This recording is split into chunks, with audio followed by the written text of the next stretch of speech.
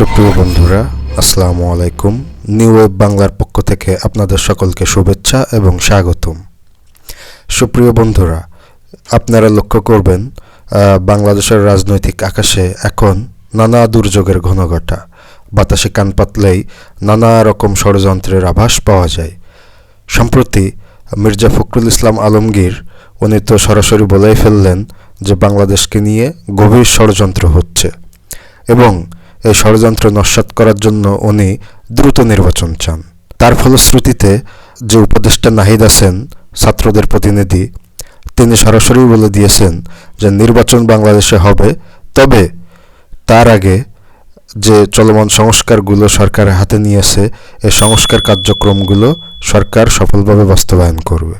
অর্থাৎ সরকার যে সংস্কার শেষ করবে বা সংস্কার করে তারপরে নির্বাচন করবে, এ ব্যাপারে সরকার দৃঢ় সংকল্পবদ্ধ।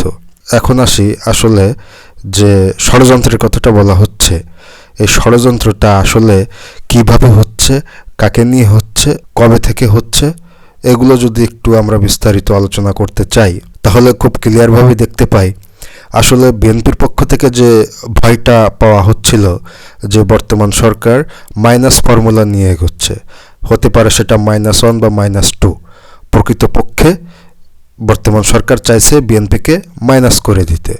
কিন্তু সম্প্রতি আমরা দেখলাম সশস্ত্র বাহিনী দিবস উপলক্ষে সাবেক প্রধানমন্ত্রী বেগম খালেদা জিয়াকে যেভাবে প্রধানমন্ত্রীর প্রটোকল দিয়ে সেনাকুঞ্জে অভ্যর্থনা জানানো হলো, তাতে একটা বিষয় খুবই পরিষ্কার যে এই সরকার আর যাই করুক বিএনপিকে মাইনাস করবে না, কারণ খালেদা জিয়াকে সেনাকুঞ্জে অভ্যর্থনা জানানোর মাধ্যমে প্রকৃতপক্ষে বস্তুত বিএনপির রাজনৈতিক সত্তাকে স্বীকার করে নেওয়া হলো। সুতরাং মাইনাস করার কোনো পরিকল্পনা যে সরকারের হাতে নেই, এই জিনিসটা স্পষ্ট। তাহলে এরপরেও কেন মির্জা ফখরুল ইসলাম সাহেব আলমগীর ষড়যন্ত্রের কথা বলছেন সেটা আসলে বোধগম্য নয়। তাহলে এই ষড়যন্ত্রটা আসলে হচ্ছে কোথায়, এই ষড়যন্ত্রের কথাটা কেন আসছে, কোথা থেকে এর উৎপত্তি এবং হচ্ছেটা কোথায়, আমরা যদি এই বিষয়ে একটু আলোকপাত করতে চাই তাহলে আমাদেরকে যেতে হবে একটু পেছনে। বিগত যে অভ্যুত্থানটি হয়ে গেল বাংলাদেশে জুলাই আগস্টে, যে অভ্যুত্থান বা গণবিপ্লব, এই অভ্যুত্থানে যখন সরকারটা গঠিত হয় তখন আইন উপদেষ্টা আসিফ নজরুলের ভাষ্য অনুযায়ী সেখানে যে সকল রাজনৈতিক দল বাংলাদেশে বিদ্যমান আছে তাদের পরামর্শ অনুযায়ী যত সম্ভব সংবিধানকে সমুন্নত রেখেই এই সরকারটি গঠন করা হয় রাষ্ট্রপতির হাতে শপথ নিয়ে। এখন আসলে এই সংবিধান সমুন্নত রাখার মানে আসলে কি? এই সংবিধান সমুন্নত রাখার মানে হলো এই অতি দ্রুত বাংলাদেশে এই সংবিধান অনুযায়ী একটি নির্বাচন হবে এবং সেই নির্বাচনে বিএনপি তথা যে রাজনৈতিক দল, বৃহৎ রাজনৈতিক দলটি আছে, তারাই মূলত ক্ষমতায় আসবে।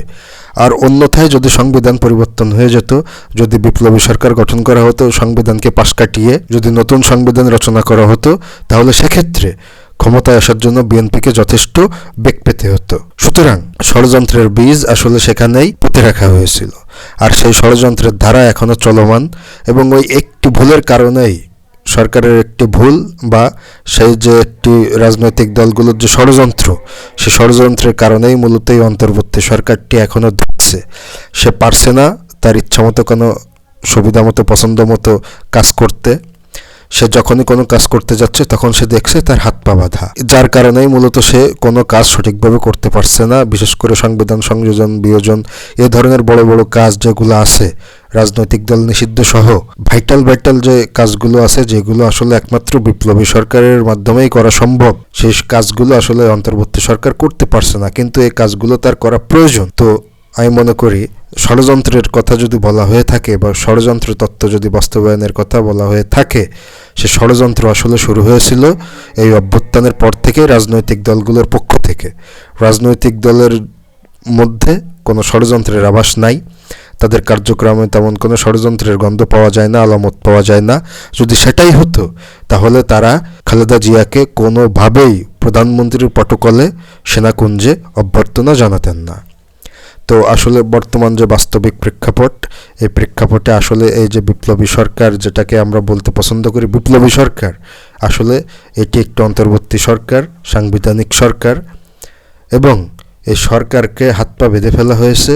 এই সরকার যেন বিপ্লবী সরকার না হতে পারে সে ষড়যন্ত্র করা হয়েছে, এবং সেটা করা হয়েছে রাজনৈতিক দলগুলোর পক্ষ থেকেই। এটাই হলো সত্য কথা, এটাই হলো চরম বাস্তবতা। এখন প্রশ্ন হতে পারে, বর্তমান যে সরকার, অন্তর্বর্তী সরকার অধিষ্ঠিত আছে, এই সরকার সফল না ব্যর্থ? সফল হলে কতটুকু সফল, ব্যর্থ হলে কতখানি ব্যর্থ? এটা অবশ্যই ডিফারেন্ট কোশ্চেন। আমি আমার জায়গা থেকে বলতে পারি সরকার আসলে সমস্ত কাজে শতভাগ সফল নয়, আবার সমস্ত কাজে শতভাগ ব্যর্থও নয়। কিন্তু এই সরকার আসলে কাজটা করতে পারছে না, এটাই হলো আমার মূল বক্তব্য। এবং এই কাজটা করতে পারছে না কারণ তার হাত পা বাঁধা, সাংবিধানিকভাবে তার হাত পা বাঁধা। এবং এই সাংবিধানিকভাবে হাত পা বেঁধে দিয়েছে মূলত রাজনৈতিক দলগুলো, এবং তারা যে এগুলো করবে, এবং এটা তারা শুরু থেকেই আসলে একটা সিদ্ধান্তে বদ্ধপরিকর ছিল। আজকে বাংলাদেশ প্রতিদিনের শিরোনাম অনুযায়ী সেখানে স্পষ্টভাবে উল্লেখ করা হয়েছে যে বিএনপি যে কোনো মূল্যে এই সংবিধানকে সমুন্নত রাখতে চায়। অর্থাৎ এই সংবিধান সমুন্নত থাকলেই বিএনপির পক্ষে ক্ষমতায় আসা খুবই সহজ। অন্যথায় যদি সংবিধানের বৃহৎ কোনো রদবদল হয় বা নতুন কোনো সংবিধান আসে, সেক্ষেত্রে দলীয়ভাবে বিএনপির ক্ষমতায় আসা অনেকটাই অনিশ্চিত হবে বা কঠিন হবে। কিন্তু এখানে প্রশ্ন হলো যে ছাত্র জনতা বুকের তাজা রক্ত বিলিয়ে দিয়ে, পঙ্গুত্ব বরণ করে একটি রক্তক্ষয়ী বিপ্লব অভ্যুত্থানের মাধ্যমে যে বৈপ্লবিক পরিবর্তনটা আনলো, এই পরিবর্তনের সাথে শুধুমাত্র ক্ষমতার লোভে এই ধরনের বেইমানি করা বা ষড়যন্ত্র করা, এটা কি আদৌ উচিত হলো? এটা তো আসলে কোনো সেন্সেই উচিত না। এখন এই যে অন্তর্বর্তী সরকার যে সংখ্যানুপাতিক নির্বাচনের কথা বলছে, এটা বাস্তবায়ন করে যদি এই অন্তর্বর্তী সরকার একটি ইলেকশন দিয়ে দেয়, সেক্ষেত্রে বর্তমান রাজনীতির যে সিচুয়েশন, তাতে আসলে একক কোনো দলের পক্ষে সংখ্যাগরিষ্ঠতা নিয়ে সংসদে যাওয়া সম্ভব হবে না। সেক্ষেত্রে হয়তো দেখা যাবে ছোটো ছোটো দল কোয়ালিশন করে বিএনপির থেকেও এগিয়ে চলেছে। তো সেক্ষেত্রে অবশ্যই বিএনপির আসলে বোঝা উচিত ছিল যে ষড়যন্ত্র আসলে, এখন তো আসলে স্পষ্ট যে ষড়যন্ত্রটা কোন দিক দিয়ে হয়েছে, এবং যারা ষড়যন্ত্র করেছে তাদের আসলে এখনও বোঝা উচিত যে ষড়যন্ত্রের ফল, এর যে একটা নেগেটিভ ইম্প্যাক্ট, একটা যে প্রতি উত্তর, এটাও তাদেরকে হজম করতে হতে পারে। তো সব কিছু মিলিয়ে আমি এইটুকুই বলতে পারি, শুধুমাত্র ক্ষমতায় যাওয়ার জন্য রাজনীতি করতে চাইলে সে রাজনীতি এই বাংলার মাটিতে আর গ্রহণযোগ্য হবে না। জনকল্যাণ বা জনগণের জন্য যদি কেউ রাজনীতি করতে চায়, সেটাই জনগণ অ্যাকসেপ্ট করবে। সকলে ভালো থাকবেন। আসসালামু আলাইকুম।